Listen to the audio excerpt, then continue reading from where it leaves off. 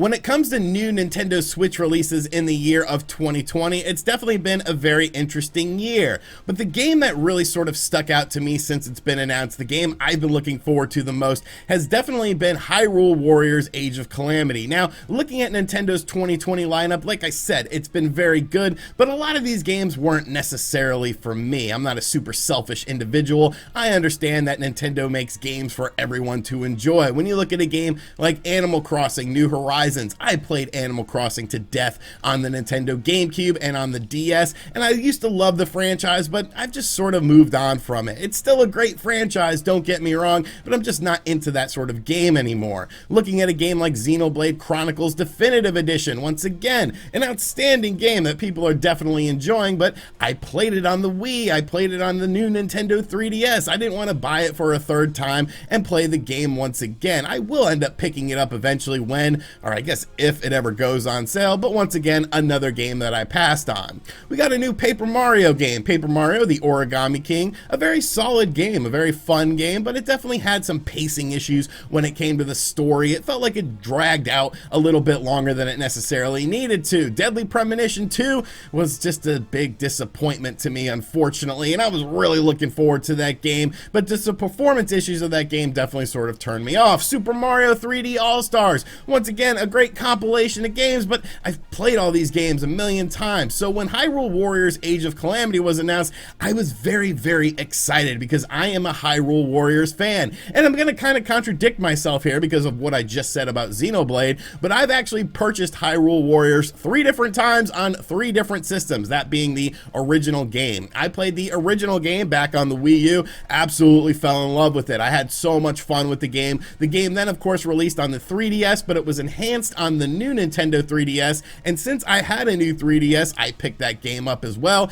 Definitely enjoyed it. And then recently, once Hyrule Warriors Age of Calamity was announced, I got that little itch to play Hyrule Warriors again, and I ended up getting it on the Nintendo Switch and beating the story mode again and doing the adventure mode. I have sunk so much time into the Hyrule Warriors franchise, so when Hyrule Warriors Age of Calamity was announced, I was very, very excited. But we have to be realistic here, people. Put down your pitchforks. Everybody remain calm. But there is a problem with Hyrule Warriors Age of Calamity, and it's something that some people have talked about, something that some people haven't talked about, and it's okay, you know? I get it. A lot of Nintendo fans can be very passionate. Now, I'm not saying that this problem is going to ruin the game or anything like that, but we have to look at it from an objective standpoint. We have to look at it from a performance standpoint and sort of figure out why this is the case and answer some of the questions that I've actually seen arising from this situation. So, of course, Hyrule Warriors Age of Calamity got a free demo on the Nintendo Switch. I think most of us played it because, well, I mean, it's the new Hyrule Warriors game, and it was a very fun experience, but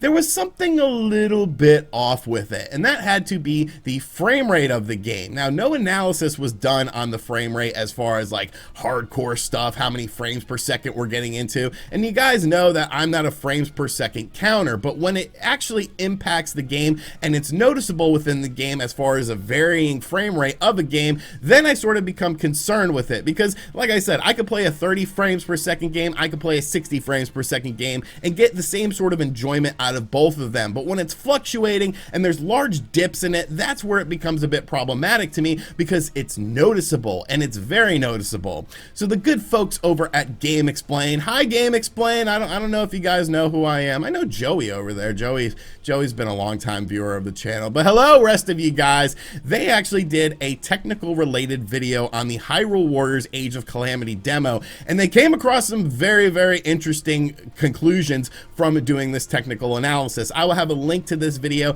in the description box down below should you guys want to check it out, and I highly suggest you do because I'm only going to highlight a few things that we have seen in this video to sort of talk about what the problem is with Hyrule Warriors Age of Calamity. So generally speaking, the game seems to run at about 25 to 30 frames per second, and it definitely fluctuates as you are playing this game, but you know, for the most part, it's definitely acceptable, I feel, and that's just in my personal opinion. There are people who won't play 30 frame per second games at all anymore, and you know what, that's cool, you know, do you. I'm not going to get mad at you for having an opinion on a video game, but for the most part, the game does run at 25 to 30 frames per second, but there are noticeable drops when you are playing the game, and two of the drops that really stuck out to me that were featured in this video was the first one being when you're playing in single player mode as Impa, the combat in the game, because Impa has some very interesting and sort of over the top moves that she can do, the game actually dips below 10 frames per second at times.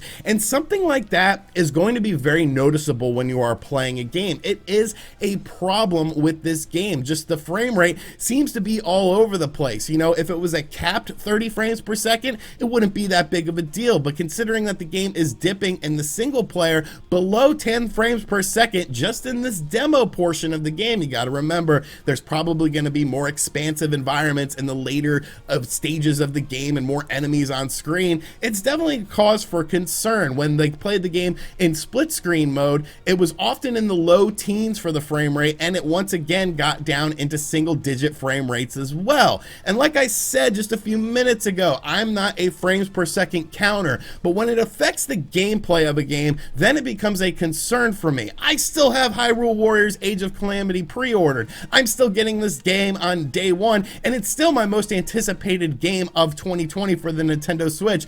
But why is this happening? Why does this game seem to be so affected in the frame rate department? Now, I've seen some people say, well, you know, it's a Koei Tecmo game, it's a Warriors game. A lot of these games seem to have problems. And, you know, okay, but when you look at Hyrule Warriors, the original game on the Nintendo Switch, that game runs at 60 frames per second. And sure, the graphics are a bit of a different style than we're seeing in Hyrule Warriors Age of Calamity. Obviously, Age of Calamity is using a Breath of the Wild visual style, more of like almost like a water paint style, I guess you would say, whereas the original Hyrule Warriors used just more traditional polygons and looked more like a traditional style of Warriors game, just a bit more animated. But if Koei Tecmo was able to get 60 frames per second out of Hyrule Warriors Definitive Edition on the Nintendo Switch, why are they having so much of a struggle with Age of Calamity? Now, one thing I do notice about Age of Calamity when playing it is that obviously these environments are definitely much more expansive than we saw in the original Hyrule Warriors. There's a lot more going on, there's a lot more things you can sort of destroy, and the gameplay style leads itself to have a lot more attacks that actually impact the environment,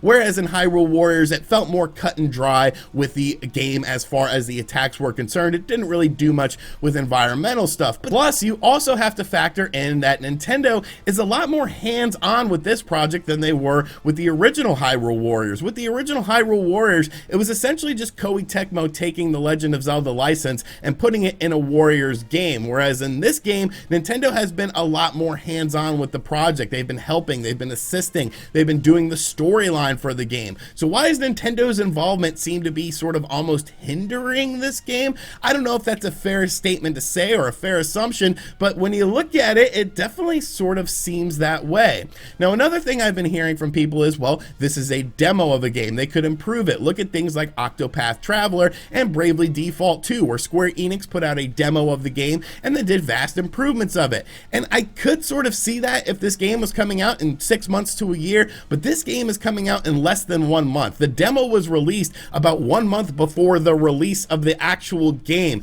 There's not going to be that much stuff that they can do to sort of improve this in a single month. Obviously, you have to manufacture the game, you have to print physical products of the game in order to get it out there. I'm going to assume that the game has gone gold and is ready to be shipped out at any point in time now. So doing an update on the demo build of the game, I don't think that's going to happen. Now, people are saying, well, maybe the demo is an old build of the game, and I guess that's a possibility, but why would you put out an old build of the game that's once again releasing in less than a month on the Nintendo Switch, the full version of the game, when you're having the demo here? It definitely left a sour taste in a lot of people's mouths, and it's sort of like, well, why is this happening? Is this game too strong for the Nintendo Switch? Which really wouldn't make sense to me, because this game is designed only for the Nintendo Switch in mind. I mean, Koei Tecmo managed to make the game work, the original Hyrule Warriors, on the Wii U, on the new 3DS, and on the Nintendo Switch, all with pretty solid results, unless you played the original 3DS version of the game, which that was just an absolute nightmare. But that almost leads me to something that's a bit of a tinfoil hat situation, and you already see where I'm going with this. You already sort of see where this is going, but it's just something I want to mention. It's something that maybe is a possibility. So looking at the Nintendo Switch in early 2021, there is a game coming out, Monster Hunter Rise, that is absolutely gorgeous. It is arguably one of the best looking Nintendo Switch games out on the market. And then you have Hyrule Warriors coming out this holiday season, Hyrule Warriors Age of Calamity. Now, Hyrule Warriors ran like absolute crap on the original 3DS, but it was a lot better and a lot more playable on the new Nintendo 3DS because it was enhanced for that version of the game. Going back to Monster Hunter Rise, it's a very gorgeous looking game. Capcom sort of mentioned that, you know, oh no, this is a standard Nintendo Switch, but they kind of left the door open. What if this is another situation where Hyrule Warriors is being optimized for a Nintendo Switch Pro that is coming out in 2021? Look, it's Tinfoil Hat, but the lineup of the things is kind of there if you look at it. And obviously, it's probably not the answer, and maybe it's not the answer you wanted to hear, but I'm just really wanting to enjoy this game. I want this game to be as successful as possible because I am a fan of this franchise now. It is essentially a franchise. This is the second game in it. I think this game is going to kick ass, and I want this game to be as good as possible. And if I have to buy new hardware in order for this game to run substantially better, I would be more than willing to do that because I want this game to be great. So I don't know, it's just weird to me that Koei Tecmo has released 2 Warriors games on the Nintendo Switch with Nintendo licensing that seem to do very well in terms of performance, with Hyrule Warriors Definitive Edition and the game that I forgot to mention until now, Fire Emblem Warriors, which had 2 different modes in it, a graphics mode and a performance mode that you could choose from depending on how you wanted to play the game, what was more important, graphical fidelity or a higher frame rate, and then this game doesn't seem to have that. So I don't know, I'm a little bit worried about Hyrule Warriors Age of Calamity. I know it's going to be a great game, but the performance stuff is definitely a bit concerning. So let me know in the comments section down below what you think of this. Were you surprised with how Hyrule Warriors Age of Calamity ran in the demo? Do you think that this will be improved over time, or is this going to be the final version of the game and we're just going to have to sort of deal with it? Or maybe it's going to be optimized for the Nintendo Switch Pro. I mean, crazier things have happened. And as always, guys, thank you for checking out this video. If you are new to the channel, make sure you subscribe and turn on notifications. Check out other videos on the channel as well. And as always, I'll catch you guys on the next one. Later.